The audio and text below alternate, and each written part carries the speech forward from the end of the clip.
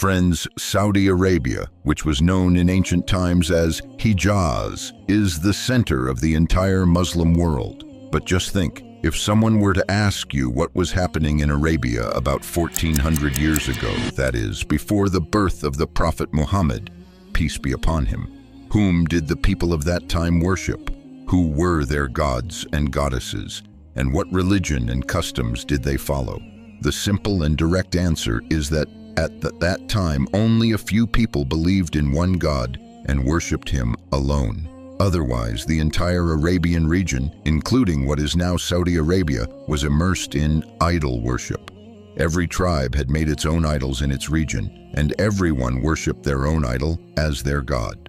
Then it happened that Allah sent down his true religion, Islam, to this land, which within a few years spread across the entire Arabian Peninsula, and shortly after, half of the world came under Islamic rule. That was then, and this is now, because even today, Islam is known as the fastest growing religion in the world.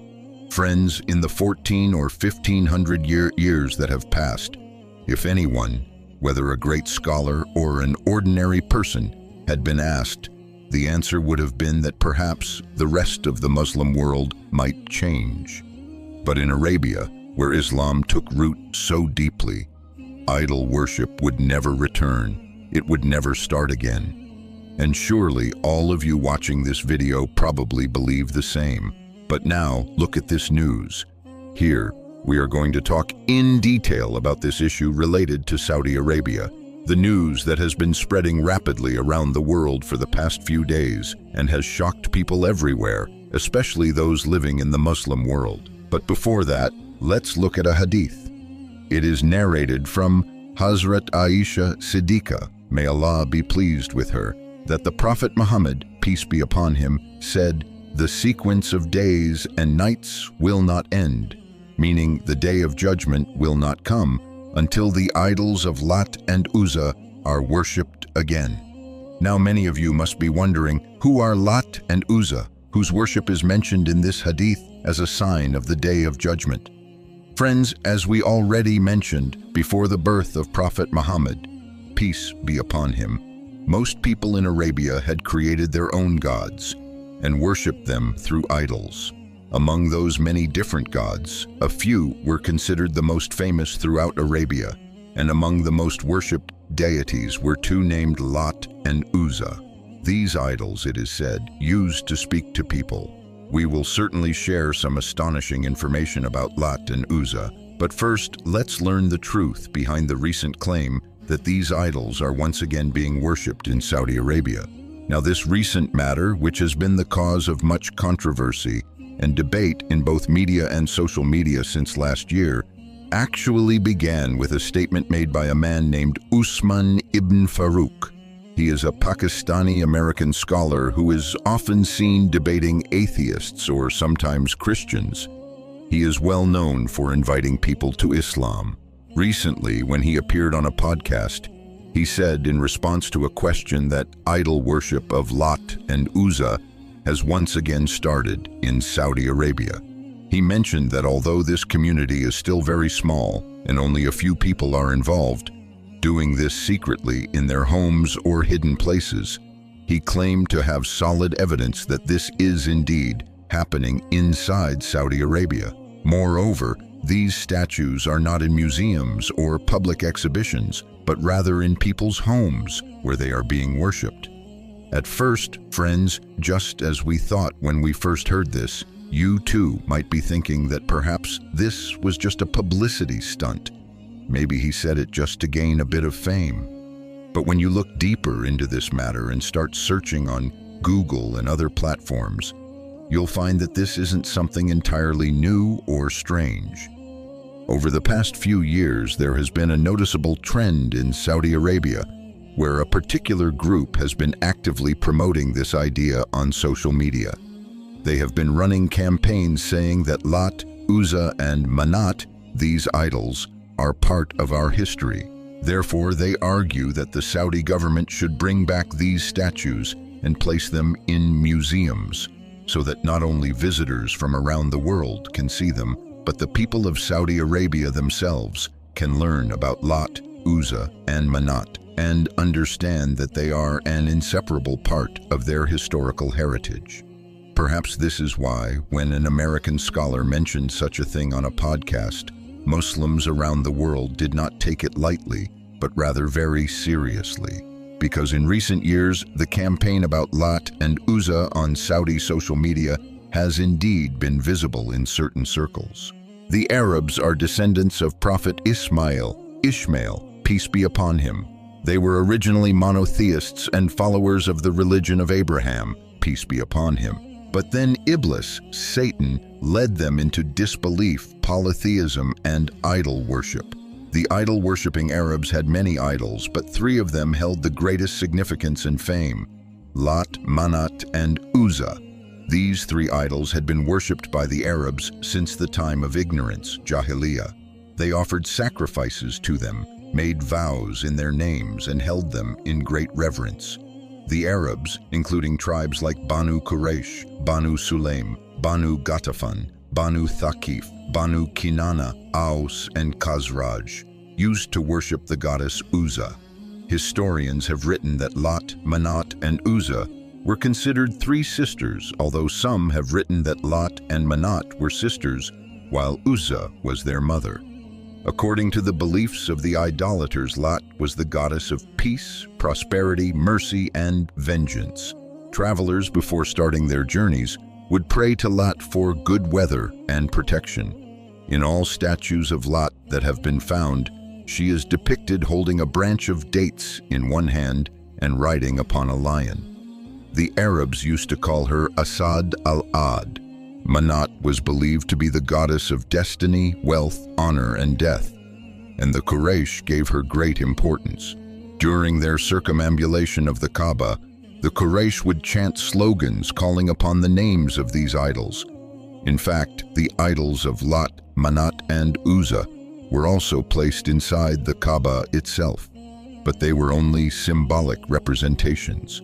The actual idols whose temples were built were located in the region of Jat-e-Ark, where people from faraway parts of Arabia would come to worship them and offer sacrifices.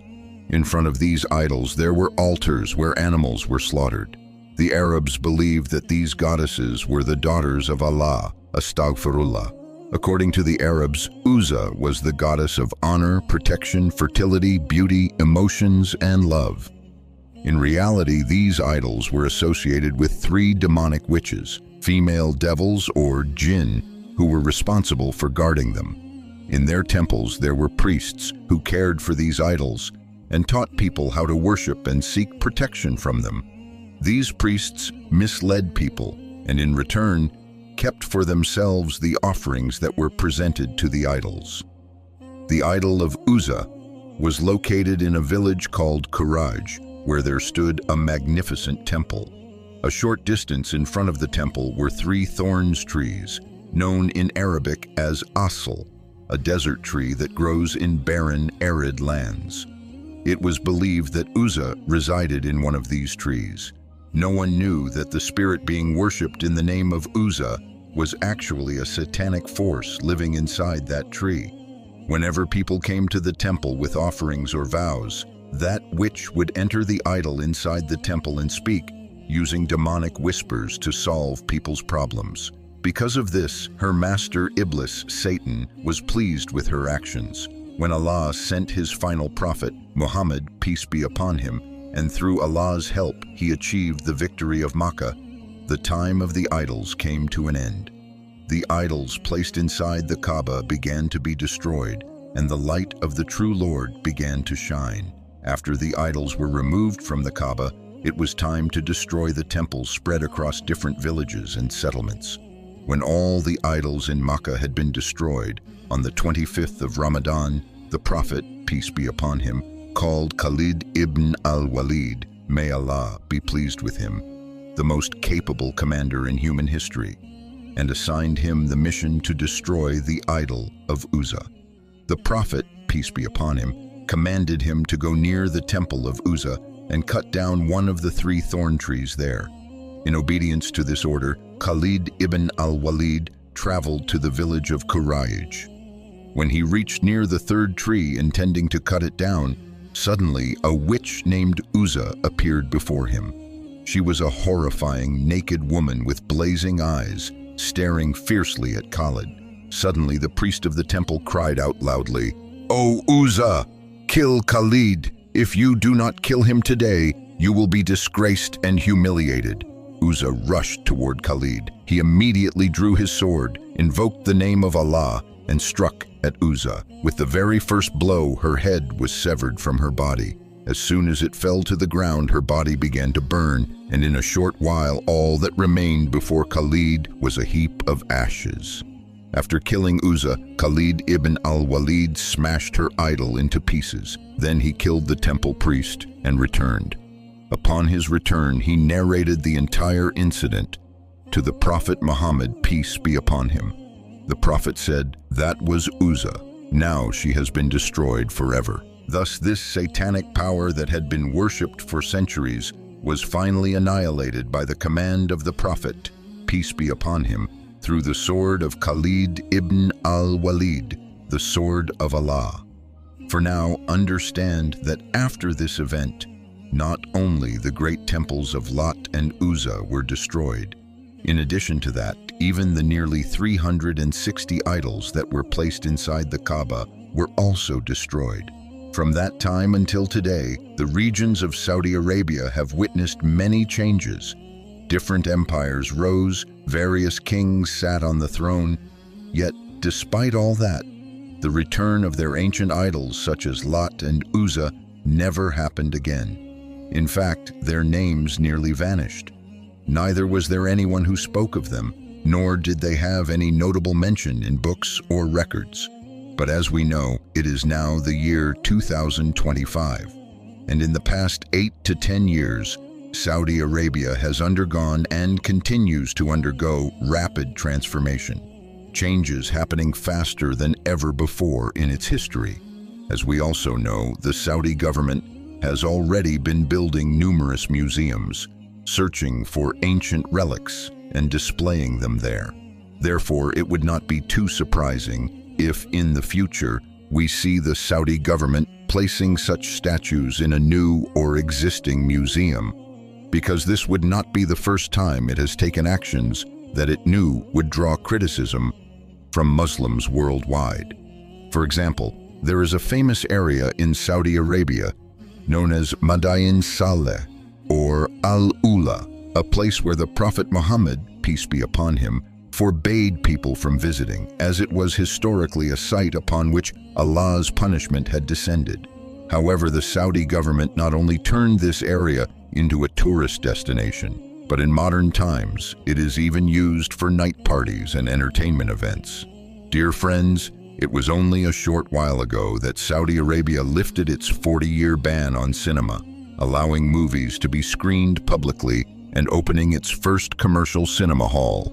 This move sparked worldwide discussion. Thousands of Muslims expressed disappointment and sorrow over this decision, while others appreciated the Saudi government's determination, celebrating it as a sign that the country was now ready to move forward with the modern world. But even before people could fully digest this change, news broke that Saudi Arabia had opened its first alcohol store, allowing open sale and purchase of liquor in the kingdom. And now, friends, we bring you a stunning and thought-provoking revelation that has made the entire world stop and think. This news is not about war or destruction. It is about a hidden treasure of gold. Yes, dear friends, from the land of Saudi Arabia, a discovery of gold so vast has been made that it has left nations around the world in awe. Everywhere, people are talking about nothing else. Saudi Arabia's name is often in the headlines, and rightly so. It is the blessed land where the Qibla of Muslims stands, and where the holy cities of Makkah and Medina grace its soil. But apart from that, Saudi Arabia is also famous for its oil reserves, as the world knows that the country's entire economy has long been built on oil. However, the new discovery that has now come to light has caused an even greater stir than oil. On December 28, 2024, Saudi Arabia's renowned gold mining company, Manat, made an official announcement stating that in the Al-Qurma region of the Makkah province, they had discovered one of the largest gold deposits found anywhere in the world in recent decades. It is reported that the gold belt discovered spans nearly 100 to 125 kilometers in length. Now just imagine, if such a vast stretch of land is filled with gold beneath it, how enormous that wealth must be. Of course, gold itself is not new.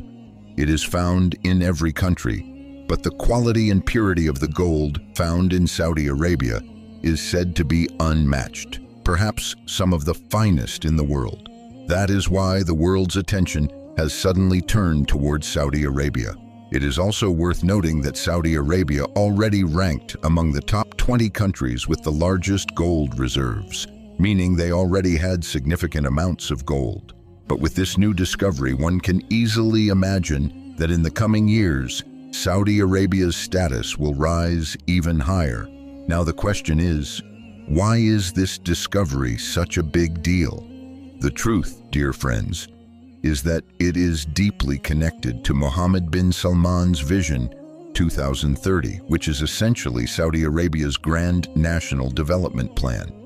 The purpose of this plan is for Saudi Arabia not to depend solely on oil for its economy, but to expand it into other sectors as well, because the world is gradually moving away from oil. Electric vehicles are emerging, new types of fuel are being developed, and if one day the value of oil drops, what will happen then? That is why MBS, Mohammed bin Salman, decided that the economy must be diversified, and in his Vision 2030, sectors like gold mining, tourism, sports, technology, and infrastructure are being rapidly developed. This newly discovered gold is not just a source of wealth. It is a major support pillar for MBS's Vision 2030. Now, Saudi Arabia will not only be known for its oil reserves, but will also capture the world's attention through its treasures of gold. Let's also understand why gold is so valuable. Gold isn't only used for making jewelry, it is considered the backbone of a country's economy. When a nation possesses a large amount of gold, its currency becomes stronger and its honor and power increase in the international market. During times of war or major crises, gold becomes the most important weapon. Also notice that this gold has been found in the region of Makkah, the very place where the house of Allah, the Holy Kaaba, stands, and where Muslims all over the world bow their heads in prayer 5 times a day. Because this gold emerged from the soil of Makkah, Muslims across the globe see it not merely as an economic blessing, but as a divine gift from Allah. A wave of joy has swept through Saudi Arabia, but at the same time, many nations around the world are worried because Saudi Arabia has already been a major power in global politics due to its oil. And now, if it possesses such a vast reserve of gold, imagine how much stronger its power will become. The effects of this will be significant. The Saudi Riyal will become even stronger. Vision 2030 will receive huge financial backing, and Saudi Arabia may become the world's largest exporter of gold. This would further increase its political influence, though it may also cause concern among some powerful countries. Questions have always been raised about Saudi Arabia's role in the Palestinian issue. Many say that Saudi Arabia should provide greater support to Palestine. But now that such an enormous treasure of gold has been discovered, the eyes of the entire Ummah, the Muslim world, are once again fixed upon Saudi Arabia. People hope that this new wealth might also be used to help Palestine and Muslims around the world. Friends, it is clear that this discovery is not only big news for Saudi Arabia, but for the entire world. Now the question is, how will Saudi Arabia use this treasure of gold? Will it truly shift its economy away from oil toward gold and other sectors? Or will this simply become another race for accumulating wealth? So friends, that's all for today's video. We'll meet again in the next one. Until then, Allah Hafiz. May Allah protect you.